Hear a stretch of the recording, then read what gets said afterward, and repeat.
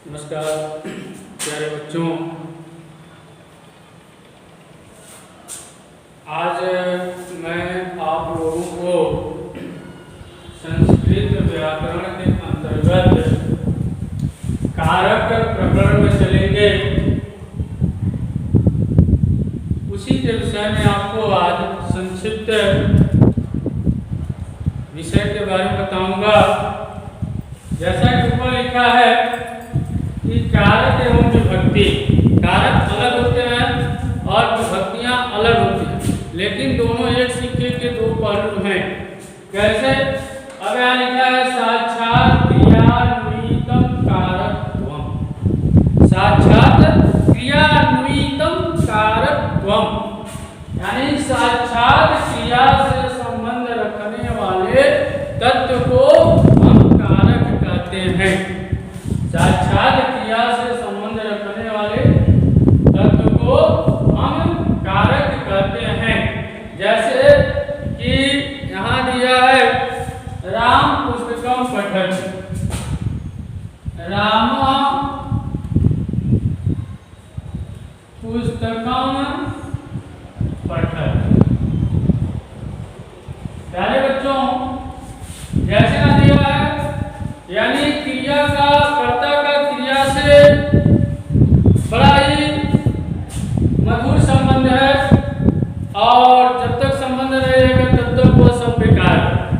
जैसे राम का संबंध जो है कर्ता का संबंध क्रिया से है, तभी वाक्य जो होता है पूर्ण माना जाता है और शुद्ध माना जाता है। इसलिए कर्ता का जब क्रिया से जो संबंध रहता है उसी को हम कारक बोलते हैं। और तत्व क्या है? राम पुस्तक पढ़ता है तो क्या पढ़ता है? पुस्तक पढ़ता है, यानी कर्ता और क्रिया को जोड़ने का काम कर्म करता है। अब आगे आ दिया है कि इस कारक, वैसे प्यारे बच्चों कारक जो होते हैं 7 होते हैं, लेकिन आप संस्कृत में 6 ही पढ़ते हैं। अब जैसे इसका आप पिछली कक्षा में आप लोग पढ़ चुके होंगे कि जैसे इसका चिन्ह जो होता है, प्रतीक जो होता है, जैसे कर्ता है, कर्ता का चिन्ह क्या होता है? ने होता है। कर्म का क्या होता है? को होता है। करण का क्या होता है? से के द्वारा होता है। और संप्रदान का क्या होता है? के लिए को। और अपराम से, जिसका संबंध एक वस्तु दूसरी वस्तु से जब अलग होती है तो वहां पंचमी विभक्ति का प्रयोग होता है। और से इसमें भी है, तृतीय विभक्ति में है, तो उस से का प्रयोग हम जिसके द्वारा कोई कार्य करते हैं वहां हम स का प्रयोग करते हैं। जिसके द्वारा हम कार्य का प्रयोग करते हैं, जिसके द्वारा हम सहयोग लेते हैं, उसी को यानी वहां हम स का प्रयोग करते हैं। जैसे मान लो वह नेत्रों से देखता है, इसमें से आया ना, तो सब नेत्राभ्याम दृश्य यानी वह नेत्रों से देखता है। वह हाथों से गेंद खेलता है, तो सह। अब 2 हाथ है तो द्वितीय व्यक्ति का हस्ताभ्याम। और गेंद खेलता है तो कंदुके क्रीडक, क्योंकि एक वचन है तो इसलिए क्रिया भी एक वचन रहेगी। इस चीज को ध्यान रखिएगा, कर्ता के अनुसार क्रिया बदलेगा। कर्ता अगर एक वचन है तो क्रिया भी आपका एक वचन रहेगी, और कर्ता के अनुसार ही क्रिया बदलेगी और क्रिया के अनुसार ये आपका कर्म चलते हैं। अब आइए ये कारक चिन्ह और मानिए संबंध, उसका पहचान क्या है? का, की, के, रा, री, रे, ना, नी, ने, ये सब क्या है? जैसे का आपका नाम क्या है? भवतः नाम की मस्ती। आपके पिता का क्या नाम है? तो काकी चीज आ गया, तो भवतः पितु नाम और भवतः पितु नाम की मौन, आपके पिता के क्या नाम है? तो इस तरह ये तुम्हारा क्या नाम? तो की नाम, तुम्हारा क्या नाम है? काकी के रानी रानी ने अपनी पुस्तक दो। तो ये क्या है? ये चिन्ह है। और उस चिन्ह के द्वारा ही हम कर्ता और क्रिया के बीच में संबंध जोड़ते हैं और विभक्तियों का प्रयोग करते हैं। अब कहीं कहीं ऐसा शब्द आता है जिसमें कारक चिन्ह नहीं रहते हैं और शब्द जुड़ा रहता है, वहां पर हम प्रत्यय का प्रयोग करते हैं। जैसे जाकर, तो जाना कर मीन जाना, अब कर के लिए क्या होगा, तो वहां जहां कर युक्त होता है वहां पर कत्वा प्रत्यय का प्रयोग हम करते हैं। हम उसके प्रत्यय जो है जब हम पढ़ाएंगे उसमें आपको विस्तृत रूप से समझाएंगे। उसी तरह खाकर, सोकर, खादित्वा, गत्वा, चलित्वा, ये सब क्या है, ये प्रत्यय है। तो उसी तरह अब आइए इसके कुछ सूत्र दिए हैं जो आपके सिलेबस के अंतर्गत चतुर्थी विभक्ति से उठाया है, जिसका सूत्र जो है कर्मणा यम भी प्रति स्वसंप्रदानम, कर्मणा यम भी प्रति स्वसंप्रदानम। कर्मणा यानी जिसके द्वारा हम कोई कार्य करते हैं, लिखा है जिस पुरुष अथवा वस्तु के लिए कोई कार्य यानी किसी उद्देश्य के लिए, किसी व्यक्ति के लिए हम कार्य करते हैं तो वहां पर चतुर्थी विभक्ति का प्रयोग होता है। इसमें भी दो भाग है। पहला भाग एक अस्थाई होता है, एक अस्थाई। जैसे हम थोड़े समय के लिए देते हैं तो वहां पर क्या होता है, षष्ठी विभक्ति का प्रयोग होता है। यदि कोई वस्तु हम किसी को देते हैं और उसमें कर्ता का अधिकार समाप्त हो जाता है तो उस कंडीशन में हम क्या करते हैं, चतुर्थी विभक्ति का प्रयोग करते हैं। जैसे दिया है राजा जो है ब्राह्मण को गाय देता है, यानी दान जब किसी वस्तु को हम देते हैं, यानी दान जब हम देते हैं तो उस पर क्या होता है, कर्ता का अधिकार समाप्त हो जाता है, पुनः वो दोबारा नहीं मांगता है।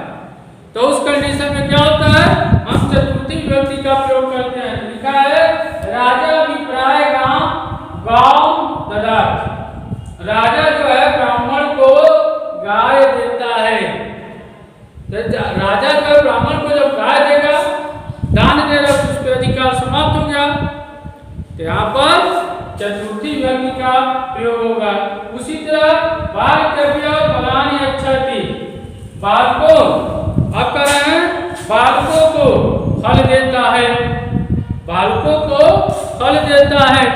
तो बालकों में बहुत से बालक हो गए। अब यहाँ को का प्रयोग हुआ है, तो को का प्रयोग यदि हम किसी व्यक्ति का सहयोग करते हैं तो वहां पर हम चतुर्थी विभक्ति का प्रयोग करते हैं। यदि हम किसी का सहयोग करते हैं तो वहां पर हम क्या करते हैं, चतुर्थी विभक्ति का प्रयोग करते हैं। तो वही कह रहा है बालकेभ्यो, बालकाय बालकाभ्याम बालकेभ्यो, बालकाय बालकाभ्याम बालकेभ्यो। तो बालकेभ्यो फलान, चूंकि यहाँ बहुवचन है, तो जब बहुवचन है तो कर्म में भी क्या होगा, बहुवचन होगा, प्लूरल नंबर में चलेगा। तो होगा बालकेभ्यो फलान, यह नपुंसकलिंग में चलेगा। फलम फले फलान, फलम फले फलान, यह प्रथमा विभक्ति का बहुवचन है। अब कह रहा है यच्छति, तथा इसका कई अर्थ होता है, तदात्म्य में देना होता है, यच्छति में भी देना होता है। तो बालकेभ्यो फलान यच्छति, बालकों को फल देता है। तो इस तरह यह सूत्र का प्रयोग कर्मणा यम भी प्रति स्वसंप्रदानम, यानी यदि किसी व्यक्ति या वस्तु को हम दान देते हैं तो उस कंडीशन में यदि किसी व्यक्ति या वस्तु का हम सहयोग करते हैं, कोई चीज देते हैं और कर्ता का उस पर अधिकार समाप्त हो जाता है तो उस कंडीशन में चतुर्थी विभक्ति का प्रयोग होता है। लेकिन इसमें एक अपवाद भी है, यदि थोड़े समय के लिए, भी मैं बताया जब थोड़े समय के लिए देंगे तो वहाँ क्या होता है, षष्ठी विभक्ति का प्रयोग होता है। आइए दूसरा इसका सूत्र है रुच्यार्थानां प्रियमाणम, रुच्यार्थानां प्रियमाणम, यानी रुचि रखने के संबंध में भी हम चतुर्थी विभक्ति का प्रयोग करते हैं। जैसे रुचि होता है अच्छा लगना, जैसे यहाँ दिया है रुच, रुच बीज होता है अच्छा लगना, पसंद करना। अर्थ वाली धातु के योग में प्रियमान यानी अच्छा लगना, प्रियमान आनंद उत्पन्न होना, यानी किसी को कोई वस्तु अच्छी लगती है या किसी वस्तु के द्वारा उसको आनंद प्राप्त होता है, तो उस कंडीशन में क्या होता है, चतुर्थी व्यक्ति का प्रयोग होता है। जैसे क्या है हरे रोचते, यानी हरि को भक्ति अच्छी लगती है, हरि को भक्ति अच्छी लगती है, इसलिए लिखता है हरे, हरे। अब जैसे दिया हरि को भक्ति अच्छी लगती है, तो यहाँ चतुर्थी व्यक्ति का और अच्छी, अच्छा शब्द है ना, अच्छा शब्द होने की वजह से चतुर्थी व्यक्ति का प्रयोग होता है। उसी तरह क्रोध, यानी जहां हम क्रोध करते हैं, द्रोह करते हैं, जलन करते हैं, गुण दोषों को निकालते हैं, आलोचना करते हैं, वहां पर हम चतुर्थी व्यक्ति का भी प्रयोग करते हैं।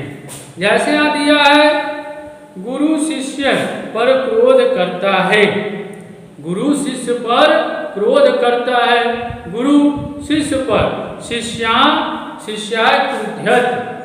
अब देखो यहाँ दिया है गुरु शिष्य पर, तो शिष्य पर यहाँ पर चिन्ह है, तो पर तो सप्तमी विभक्ति में है, वहां प्रयोग होना चाहिए, लेकिन वहां नहीं होगा। क्यों? क्योंकि यहाँ पर द्रोह शब्द का है, क्रोध शब्द का आया है।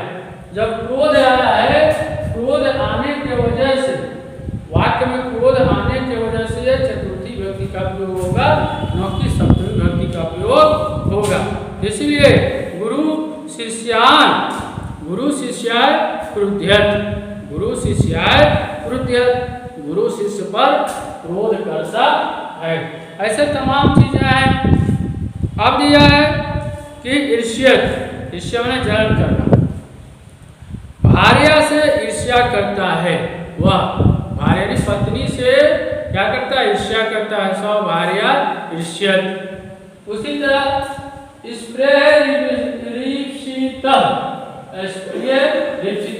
यानी जहाँ कोई किसी चीज की चाह होती है, वहां पर हम चतुर्थी विभक्ति का प्रयोग करते हैं।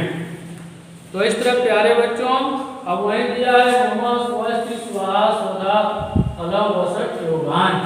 यहाँ नमस्कार करते हैं, कल्याण की बात करते हैं, और समर्थ युक्त हो और समर्पण की भावना हो, पितरों के अन्य आदि समर्पित हो, वहाँ पर क्या होता है, चतुर्थी विभक्ति का प्रयोग होता है।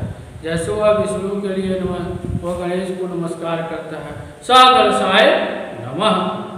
तो इस तरह प्यारे बच्चों, यह कारक में आपका चतुर्थी विभक्ति का आज